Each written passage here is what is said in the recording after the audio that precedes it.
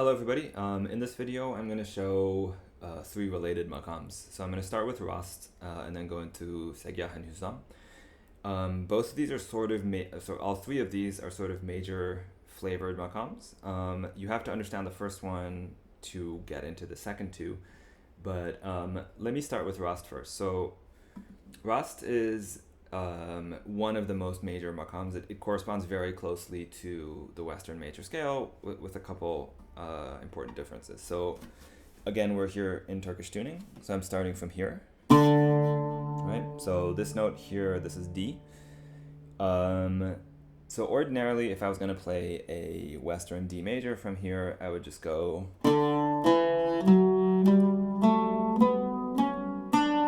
like that, right? So the basic Rast scale is like this, except the things that make this scale major, the notes that make it, that really give it a major quality, which are the third and the seventh, we're going to take those and flatten those a little bit. Okay? So rather than this opening, we take this note and make it just a little bit flatter. So like that, right? So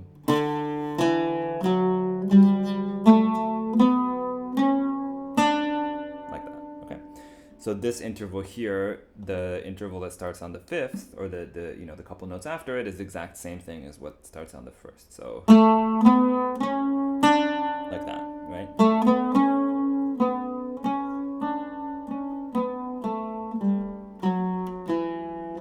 Like this. Now, just a quick comment on this. Turkish music has finer divisions of microtones than Arab music does. So the Rast that is used in Arab music, this third note will be flatter than the one that you'll hear in Turkish music. So in Arab music, you'll hear, right, this note would be exactly the same place as that interval you'd have in Husseini or something. It would basically be the exact note halfway between F and F sharp, whereas the Turkish version of it will be closer, right, closer to the F sharp. Now, besides this, in Rast, it's common to sort of do some deviations from the scale that, just again, sort of going with a Western music theory understanding of it, that sort of make it closer to the Mixolydian mode, or Lydian. So really, what I mean by that is you can have a fully flat 7, okay? So this is the first thing I showed. Like that, right? This is what I'm talking about with the fully flat 7. So, right? So we've used here the sort of standard major 7, but a little bit flat, but the fully flat 7 is also commonly used. So, like this. Another sort of common addition is to have a sharp fourth, which would sort of push it towards the Lydian scale.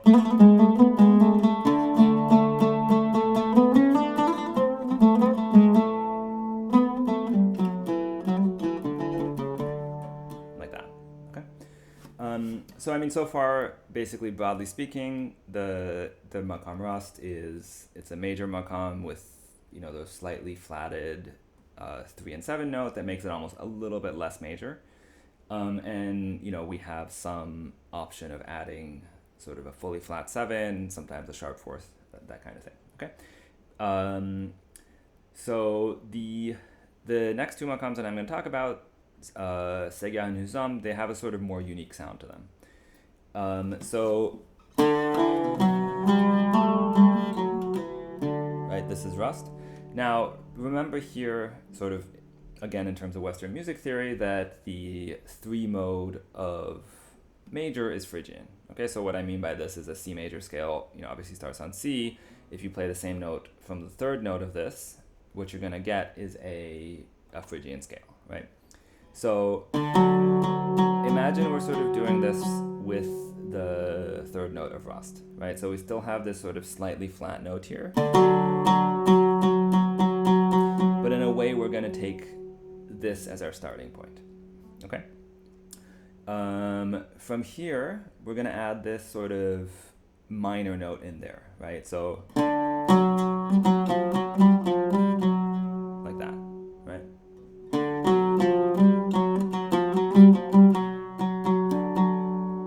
This phrase.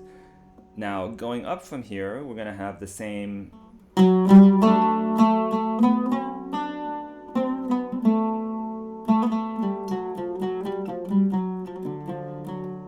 Right, so the upper part of this is basically the same notes as Rast. So.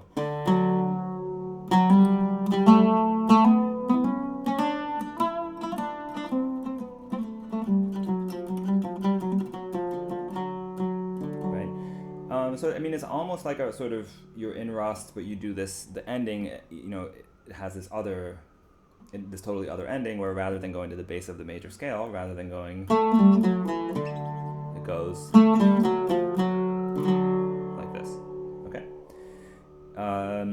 Now this is sort of the central phrase of this Segah, but it is actually a fairly variable makam. So, you know, one sort of common thing to do is to take this phrase and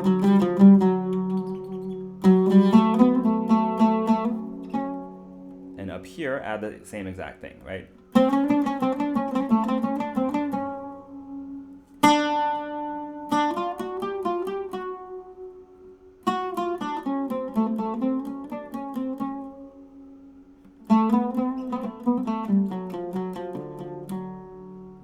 So there I sort of added this exact same phrase from up here, from this note, but I can also do it below the tonic. So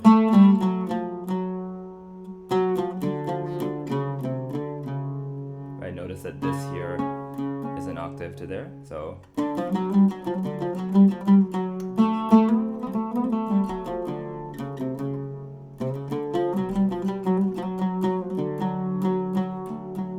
like that. Okay. Now, a couple things about this. Notice that this is one of the only makams that actually ends on a microtone, so that is not a common thing. It almost has a sort of like two resting points, right? This is the tonic, but it's always sort of supported by this major, like that. Okay. Now, another thing here is that this is sort of loosely based on a Phrygian idea, right? So you're sort of going off the third note of the major scale, but it really doesn't sound like Phrygian at all.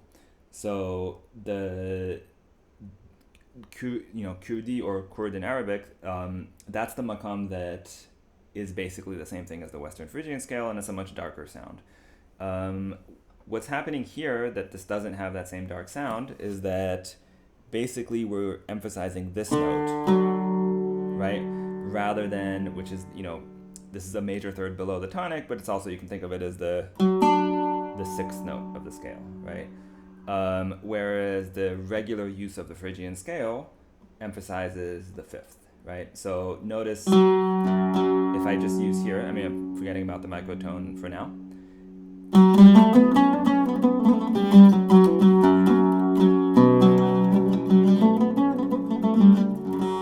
If I play something like this, it suddenly sounds much darker. So just the fact that I'm using as my main sort of second supporting note, the fact that I'm using the sixth note of the scale, of the Phrygian scale, gives it a much more sort of interesting major sound, right? And then obviously we have the fact that this, we've sharpened this note to give it a different sound. Another thing about this is that this basic scale idea is stereotypically used a lot in Greek music. The bouzouki doesn't have microtone, so it's not the microtonal version there. It's more sort of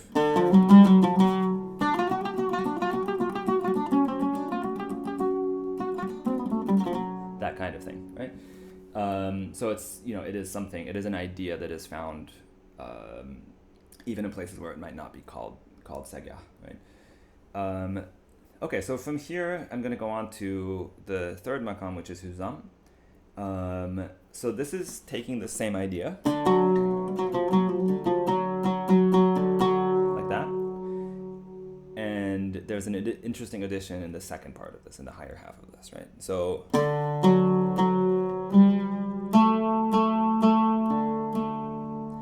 from from here, what we're doing is we're adding an augmented second, but a very crunched augmented second to the top half of this. So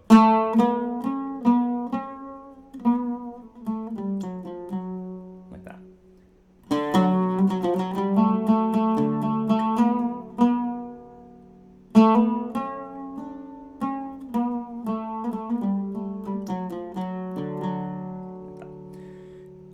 Now this interval that we're adding here, it's more crunched than Hijaz. So this is a very slightly flat version of this note. Okay, so this is D, right? This is A, right? So this is B. This is a very slightly flat B.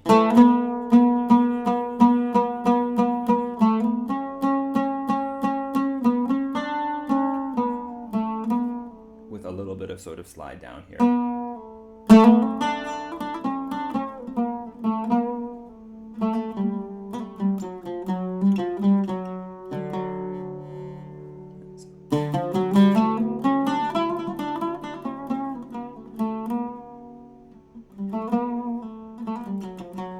So I mean, there's several interesting qualities to this. It's sort of, one way to think about it is you almost have a Hijaz up here, although again it's more crunched, but then it resolves down here, right, to a sort of more slightly Segah or major way, right? Another thing about this is that the upper part of it, you have the option of sort of replicating this, this phrase, but it can also sort of go into minor. So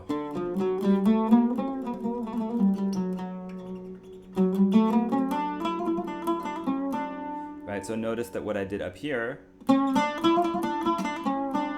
is not the same exact phrase that you'd have down here, right? This is a minor phrase, which is, in this case would be nihavant in Turkish music. So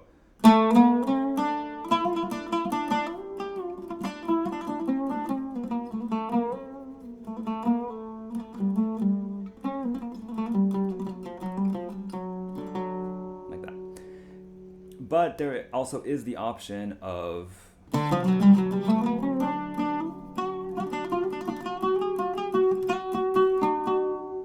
replicating that exact pattern up here.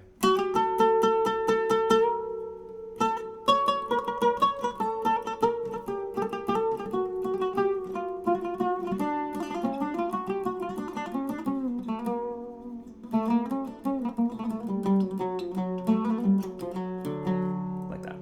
So you can kind of see that this connects a lot with, it sort of can connect a lot with a lot of other makams, and some of these sort of more complex ones like Segah and Huzzam, it's better to sort of not think about it as just a scale, right? It's better to think about it as, a sort of characteristic sound, right?